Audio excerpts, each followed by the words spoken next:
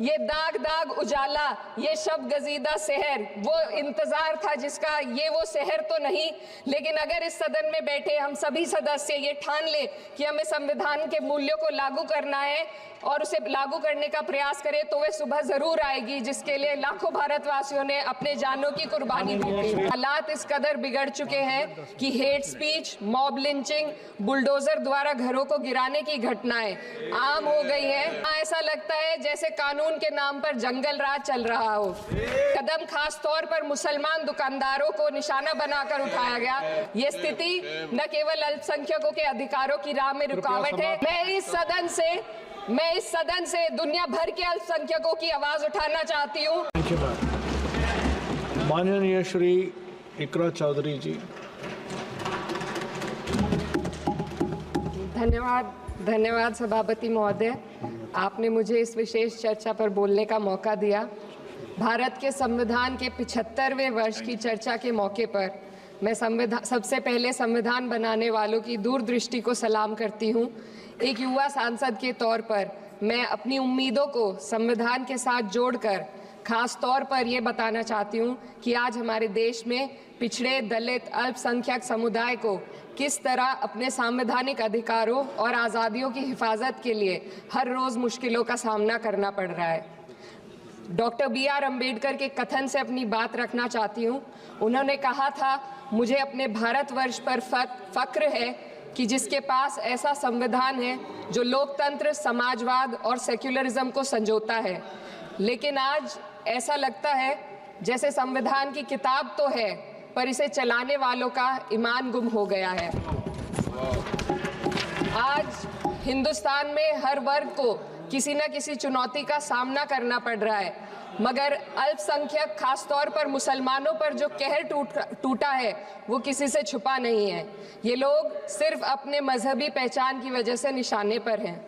संविधान का अनुच्छेद 15 कहता है कि किसी भी नागरिक के साथ धर्म, जाति या किसी और वजह से भेदभाव नहीं होना चाहिए, लेकिन हकीकत इसके उलट है। हालात इस कदर बिगड़ चुके हैं कि hate speech, mob lynching, bulldozer द्वारा घरों को गिराने की घटनाएं आम हो गई हैं। खास तौर पर उत्तर प्रदेश में, जहां ऐसा लगता है जैसे कानून के नाम पर जंगल राज चल रहा हो। संभल में जो हुआ वो सबके सामने है। पुलिस के संरक्षण में निर्दोष लोगों की हत्या की गई और सरकार ने चुप्पी साध ली। अल्पसंख्यकों पर हिंसा बढ़ती जा रही है, मगर सत्ता में बैठे लोग या तो आंखें मूंदे हुए हैं या फिर इन घटनाओं को बढ़ावा दे रहे हैं। हद तो तब हो जाती है जब न्यायपालिका की बात भी अनसुनी कर दी जाती है। सुप्रीम कोर्ट ने मॉब लिंचिंग पर 11 सूत्रीय निर्देश जारी किए थे। इसमें साफ कहा गया था कि राज्य सरकारें और पुलिस इस तरह की घटनाओं को रोकने और दोषियों पर सख्त कार्रवाई करने के लिए जिम्मेदार हैं, लेकिन आज भी इन निर्देशों पर अमल नहीं हो रहा है।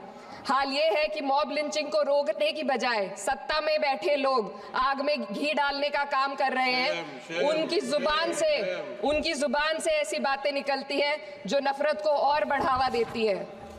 ये अशांति अब इतनी गहराई तक फैल चुकी है कि हमारे समाज के धर्मनिरपेक्ष चरित्र पर गंभीर सवाल उठ रहे हैं। साल की शुरुआत में ही कई राज्यों में दुकानदारों को अपने नाम बोर्ड पर लगाने के लिए मजबूर किया गया। इसे सेहत और सुरक्षा के कानूनों का हिस्सा बताया गया, मगर असल मंशा कुछ और थी। ये कदम खास तौर पर मुसलमान दुकानदारों को निशाना बनाकर उठाया गया ताकि उनकी रोजी रोटी पर चोट की जाए। पिछले हफ्ते मुरादाबाद में एक मुस्लिम डॉक्टर को हिंदू बहुल्य मोहल्ले में घर खरीदने पर विरोध झेलना पड़ा। वजह बताई गई कि इससे मोहल्ले की सामाजिक शांति बिगड़ जाएगी। अब आप ही बताइए, क्या ये वजह सही है, जायज है? असल में ये छोटी बड़ी घटना इस बात का सबूत है कि सांप्रदायिकता को बढ़ावा देने वाले बयान और नीतियां हमारे समाज को अंदर से खोखला कर रही हैं। उत्तर प्रदेश में यति नरसिंहानंद ने बेहद घटिया बयान दिया, लेकिन सरकार इन बयानों पर कोई कार्रवाई नहीं कर रही। हेट स्पीच न केवल जनमानस के विचारों को प्रदूषित करती है, बल्कि इससे अब संवैधानिक पदों पर बैठे लोगों को भी प्रभावित कर दिया है। अभी हाल ही में माननीय उच्च न्यायालय इलाहाबाद के माननीय न्यायाधीश ने ऐसे बयान दिए जिसका संज्ञान खुद सुप्रीम कोर्ट को लेना पड़ा। संविधान के अनुच्छेद 29 और 30 ने अल्पसंख्यकों को उनके मजहबी और सांस्कृतिक हक दिए हैं ताकि वो अपनी पहचान को बचा सके और अपने संस्थान चला सके, लेकिन आज उन्हीं हकों पर हर तरफ से चोट की जा रही है। वक्फ जैसे बिल लाकर उनके धार्मिक अधिकारों को छीनने की कोशिश की जा रही है। आज अल्पसंख्यक समुदाय को संविधान द्वारा दिए गए अपने बुनियादी अधिकार पाने के लिए लंबी लड़ाई लड़नी पड़ रही है। ऐसे कई मामले अदालत ने न्याय देकर संविधान की रक्षा की है, लेकिन अदालती प्रक्रिया में जो समय लगता है उसकी वजह से देश के सामाजिक ताने बाने को भारी नुकसान उठाना पड़ता है। मिसाल के तौर पर इलाहाबाद हाई कोर्ट ने 2004 के मदरसा एक्ट को रद्द कर दिया था, जिससे मदरसों के संचालन पर सवाल उठे। हालांकि सुप्रीम कोर्ट ने बाद में इस फैसले को पलट दिया और एक्ट को वैध करार दिया, लेकिन इस प्रक्रिया में जो समय लगा उसने अल्पसंख्यकों को बेचैनी और संघर्ष के दौर में डाला है। इसी कड़ी में प्लेसेस ऑफ वर्शिप एक्ट 91 भी आता है और कई अन्य अधिकार, उन्हें भी इसी तरह अदालती लड़ाइयों में उलझाया जा रहा है। ये स्थिति न केवल अल्पसंख्यकों के अधिकारों की राह में रुकावट है, बल्कि justice delayed is justice denied जैसी कहावत को सिद्ध करती है। मैं इस सदन से दुनिया भर के अल्पसंख्यकों की आवाज उठाना चाहती हूँ, खास तौर पर हमारे पड़ोसी देश बांग्लादेश में अल्पसंख्यकों के साथ जो हो रहा है वे दिल को गहरे तक चोट पहुंचाने वाला है। उनकी जान माल की हत्या की जा रही है। बांग्लादेश हो या हिंदुस्तान हो या कोई और देश, अल्पसंख्यकों की सुरक्षा, इज्जत और अधिकारों की हिफाजत हर सरकार की सबसे पहली जिम्मेदारी होनी चाहिए। मैं इस सदन से अपने देश के अल्पसंख्यकों के साथ बांग्लादेश के पीड़ित अल्पसंख्यकों की आवाज को एक साथ उठाना चाहती हूँ।